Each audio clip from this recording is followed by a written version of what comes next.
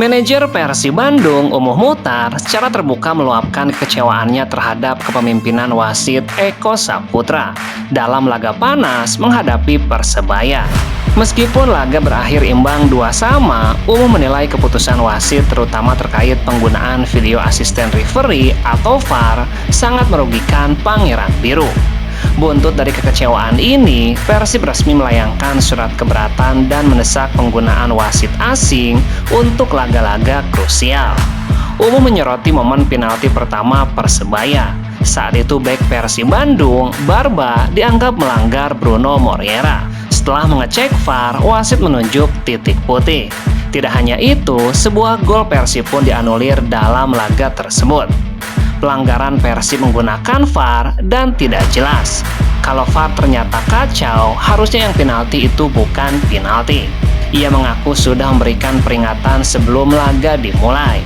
Saya sempat bilang hati-hati bermasalah dengan wasit, dan ternyata kejadian.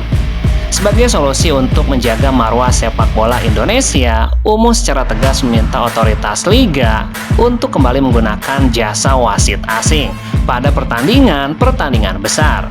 Kita kan punya wasit asing seperti yang dari Jepang. Kenapa kita tidak menggunakan wasit asing?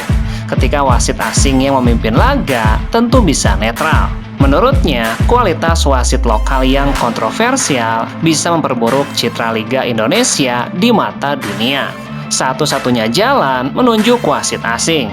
Walau ada intervensi, mereka tidak bisa dipengaruhi karena membawa nama negaranya. Meski merasa dirampok kemenangan oleh keputusan tidak netral wasit, Umuh tetap memberikan apresiasi tinggi kepada para anak asuh Boyan Hodak. Baginya secara teknis, Persib tampil jauh lebih unggul di atas Persebaya. Saya tekankan kepada pemain, kalian main luar biasa.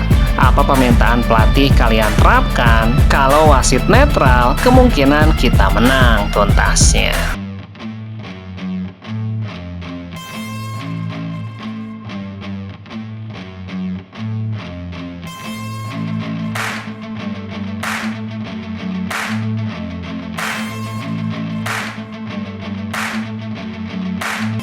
Striker asing Persib Bandung, Sergio Castel, dipastikan dalam kondisi baik setelah sempat mendapatkan penanganan medis lanjutan usai pertandingan kontra Persebaya. Insiden yang membuat Castel merasakan nyeri di rusuk kirinya tidak berujung pada cedera serius. Dokter tim Persib, Dr. Wira Prasetya, menegaskan hasil pemeriksaan X-ray menunjukkan tulang rusuk pemain asal Spanyol tersebut aman. Ada keluhan di rusuk kiri tapi aman, hanya memar otot saja.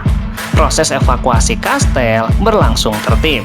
Sebagai langkah kehati-hatian, ia sempat mendapatkan penanganan medis di lapangan sebelum dibawa menuju ke rumah sakit menggunakan ambulan yang disiagakan panitia.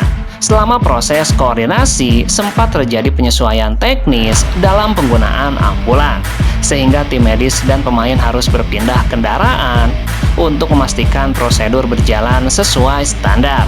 Castel menjalani pemeriksaan lanjutan di rumah sakit dan diperbolehkan kembali ke hotel setelah dipastikan aman. Kini ia sudah kembali bergabung dengan tim dan siap mengikuti program latihan berikutnya tuntasnya.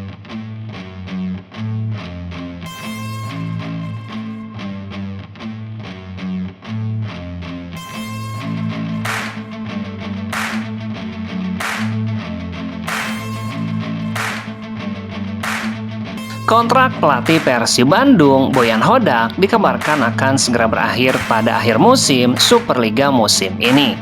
Hingga kini belum ada tanda-tanda perpanjangan kontrak yang disodorkan manajemen Persib Bandung. Manajer Persib Umuh Muhtar mengatakan jika manajemen akan segera menyodorkan kontrak baru kepada Boyan. Menurut Umuh, Boyan Hodak layak dipertahankan sebagai pelatih Persib, apalagi pencapaiannya sejauh ini sudah sangat bagus. Jelas diperpanjang, tidak mungkin Boyan dilepas, ungkap Umuh Muhtar. Pokoknya dia pasti senang di Persib Bandung. Selama menukangi Persib sejak 2023, pelatih asal Kroasia itu terbilang sukses. Boyan Hodak berhasil mempersembahkan gelar juara Liga 1 pada 2 musim berturut-turut. Selain itu, Boyan Hodak juga membawa Persib lolos ke babak 16 besar ACL II.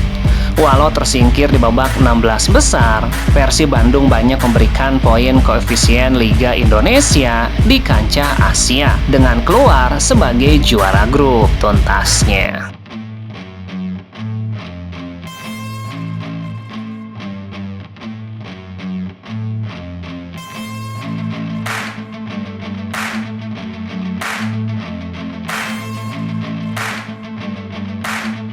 Persija Jakarta gagal meraih kemenangan saat menjamu Borneo FC pada pekan ke-24 Superliga pada Selasa malam 3 Maret.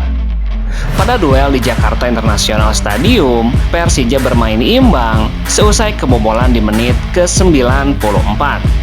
Laga berjalan dengan tensi tinggi sejak menit awal. Borneo FC baru bisa melepas tekanan pada menit ke-30. Persija mulai mencetak gol lewat Gustavo Almeida. Setelah itu tensi permainan makin tinggi, Borneo menyerang dan mendapatkan gol pada menit ke-62. Juan Villa melepas sepakan keras yang tidak mampu diantisipasi oleh Andri Tani. Namun, Persija kembali unggul pada menit ke-75. Kali ini lewat sepakan keras Fabio Calonego dari luar kotak penalti. Ketika laga sepertinya akan dimenangkan Persija, Borneo FC menyerang, umpan silang Kasambu dihalau Andri Tani. Namun bola liar disambar Ihsan Zikrak untuk menjadi gol penyama kedudukan di menit ke-94. Kedua tim pun harus puas berbagi angka dengan 2 sama dan tambahan 1 poin. Persija tetap berada di posisi kedua dengan 51 poin. Sementara Borneo FC di bawahnya dengan 50 poin. Puncak klasmen pun tetap menjadi milik Persib dengan 54 poin. Dengan hasil imbang ini, Persija gagal mendekati Persib dan selisih poin pun tetap 3 poin tuntasnya.